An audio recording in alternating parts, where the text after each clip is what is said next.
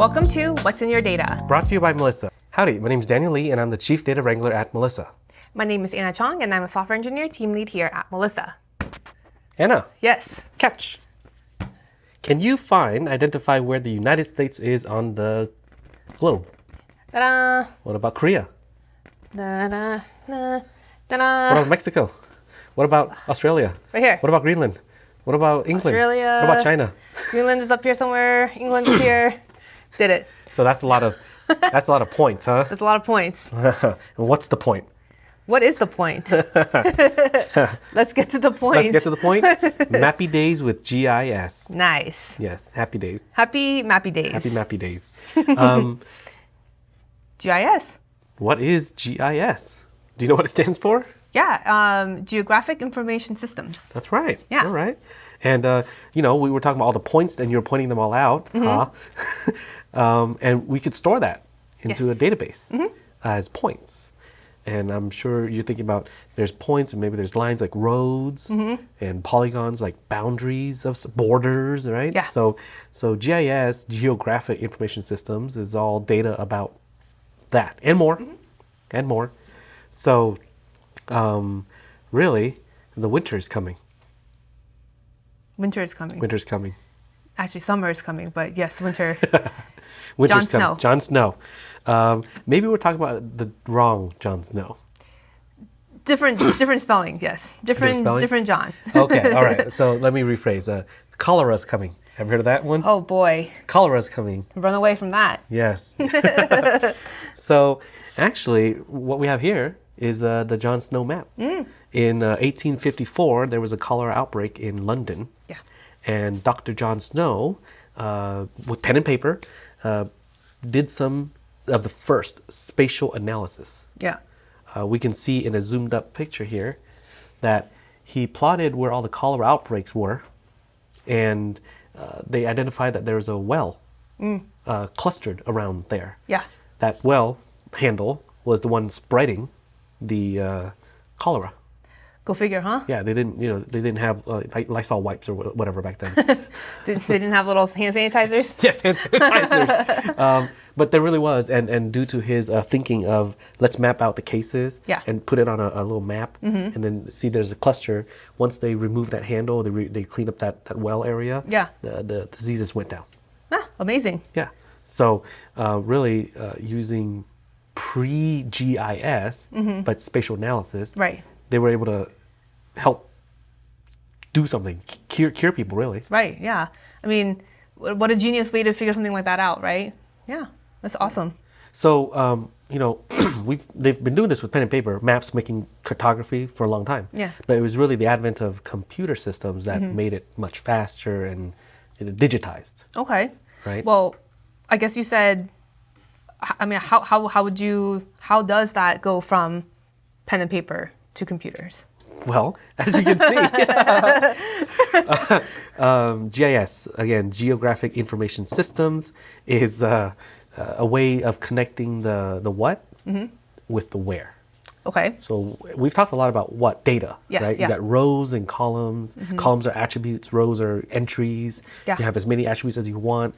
But then how do you put it somewhere? Right. Right. Like have it be part of a location. A location, like you pointed out, the Yeah. points on the globe, Right. the countries and its boundaries and its waterways, for example. Yeah. Those are all information you can store in a geographic information system, a GIS system. That sounds redundant. I just said GI system. A GI system, a gastrointestinal system. different system. GI, Different Jon GI. Snow. Different GI. But yeah, so you can see that there's different features you could digitize. Yeah. Yeah, from roads, buildings, the land use, and when you overlay them all together, you can run different types of spatial analysis. Right. I mean, and then there's some like real world examples that I think everyone can relate to when you check Google Maps or any sort of maps or navigation systems. Or rideshare programs. Right. Yeah. Or when you get food delivered. So you said maps, and then when you build on top of maps, you get the directions, and then driving distance, driving time. Yeah. And then rideshare is pretty much connecting drivers with you, getting them to you, and then getting you to your destination. Yep. All of that It's calculated and done with GIS. Yeah. GI systems. Right. With GIS. Yes. And then all the data, right? Your address, your name, your profile, all that data quality you need. Yep. With your contact information is still the data. Right. But now it's connected with the where. Yeah. Well, you mentioned earlier that GIS wasn't really a name, right? When Jon Snow was going through his thing, you just said Dr. Jon Snow. Sorry, Dr. Jon Snow, not to be confused with the other Jon Snow. There was no name behind it, right? So who coined the term GIS? That's good. The question, the father of the GIS, at least the GIS term for sure. Yeah. It created the Canada Geographic Information System. Okay. A Mr. Roger Tomlinson. Oh, he looks like a Roger Tomlinson. Yes, looks like a Roger. Yeah. Holding a globe. Yeah. Hey. Much like that one. Hey. He in I think the 1960s, 1963 perhaps. Yeah. He I actually have GIS notes right here. Yes, in 1963. Excellent. Roger Thomson coined the term Canada Geographic Information System. Nice. And so the word GIS, from there, everyone else started using it. Okay. Well, awesome. No, I guess now we have the name and we have the what is. I guess how do we use it? What's the implementation? Well, there's layers, right? You can layer all types of data. So we talk about points, lines, polygons. They'll also talk about like vectors or rasters and different types of GIS layers. Yeah. And then like in this example right here, you have your real world. Yeah. Or an abstraction of the real world in layers. Okay. Right. So let's say you have land. So we'll just go with the example. We got land usage, which you can draw boundaries of like this is for rural areas, urban areas, suburban areas, and then kind of like zoning. Zoning, sure. Zoning maps, districting. Okay. Right. Yeah. Then what's on top of that? The elevation models. Yeah. So there's hills over here, valleys over there, waterways.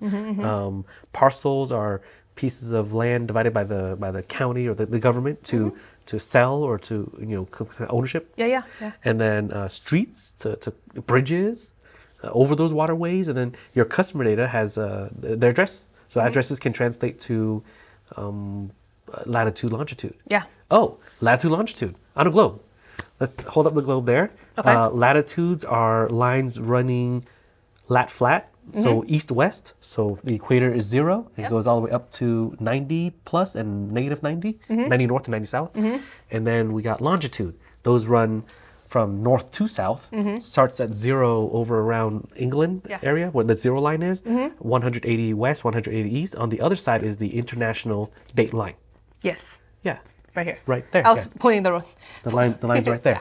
So that's lat long. Yeah. And we can talk more about projections and such. Sorry about that. Getting ahead of yourself. Yes. We can talk about projections and such, and that's a different topic. But really, with the lat long, you got a physical point on the globe layered on top of all these other things. Right. And then you can do your analysis. So you got groups of customers over here, and you got another group over there. They're in high density residential, or they're in this type of zone, or they're close to your stores, or not close to your stores. Maybe you should open a store. Right. Yeah. You can get a lot of information and kind of figure out what it is that you need. Because if we're looking at this here, the what is on the top, right? And then everything else with the different layers you can build on is the where. Yeah. Yeah. And then a lot of insight for that. We've talked a lot about like why would one use it? Who would be using it? Yeah. I think, obviously everyone's using it, even if you're not realizing it. Just day to day, if you're using navigation systems to get to point A to point B, anyone, consumers, obviously there's big companies and industries out there that heavily rely on stuff like this. We're talking logistics, retail companies, businesses. Businesses like everyone's favorite coffee place, for example, right?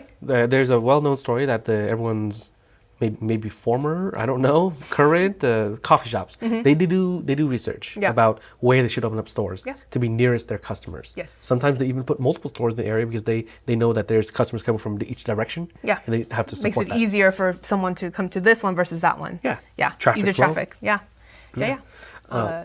Oh, sorry. Go for it. Nah, I mean, we're all talking about who, right? So Yeah. business, retail, logistics, delivery, environmental concerns.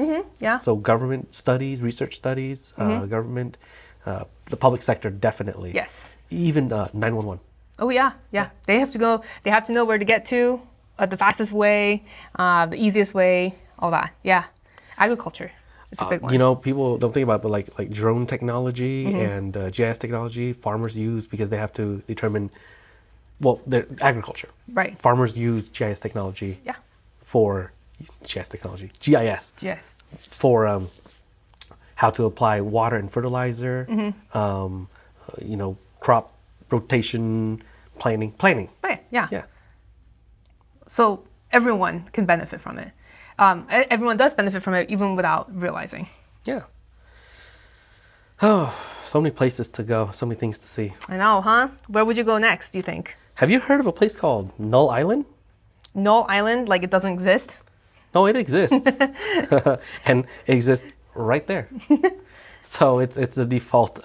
Let's say it's a joke, I think, in the GIS community, where if you kind of don't know where things are or it's corrupted data, kind of defaults to 0, 0. Okay, yeah. And 0, 0. Like 0 lat, 0 long. 0 latitude, 0 longitude, which means on the equator at the 0 line, longitude is right there on the map, right there, right off the coast of the continent of Africa. Yeah. And so a lot of just anything that has bad data just defaults there. So if you actually mapped all the points of things, you just see a cluster just show Just all there. right there. Yeah, it's kind of like the default.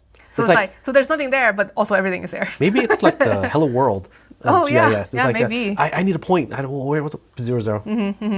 Yeah. That's funny.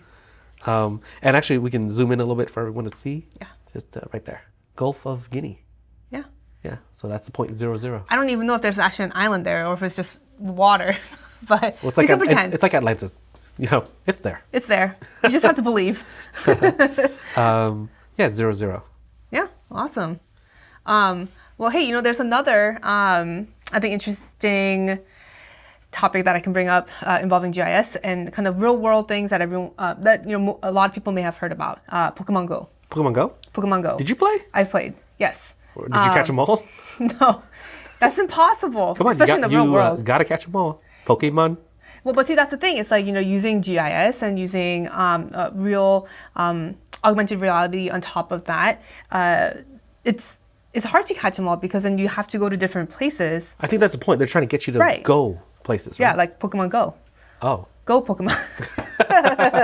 Not Pokemon Stay. No, you don't stay for this one. And so you have to go to different places, and different locations give different Pokemon for you to catch and whatnot. So it was kind of like one of the first ways that people were able to really not understand, but be able to use GIS and augmented reality in the real world.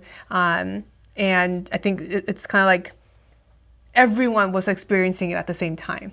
Again, it's not like it was marketed as, oh, this is a GIS thing, right? But everyone used it, and then underneath it all was GIS. And I think they're in the news recently. Have you read that article? I think I may have heard about it.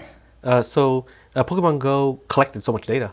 And so all their data is now, they're running some analysis to improve AR. Nice. Because they have data collected from everybody. Yeah. Just all around. Yeah. So now it's even crowdsourced data for AR. Nice. Yeah. So thank you, everybody. Thank you. Get out there and catch them. And one story I was shared with me, and it's right here. Actually, it's a sweet story. Okay. Saving turtles. Aww. Everyone loves the saving turtles. Everyone loves turtles. There were sea turtles, and let me check my notes here. But they were sea turtles that were struggling to survive. Okay. Something they just couldn't. The ocean currents and beach temperatures where they were going was just not good.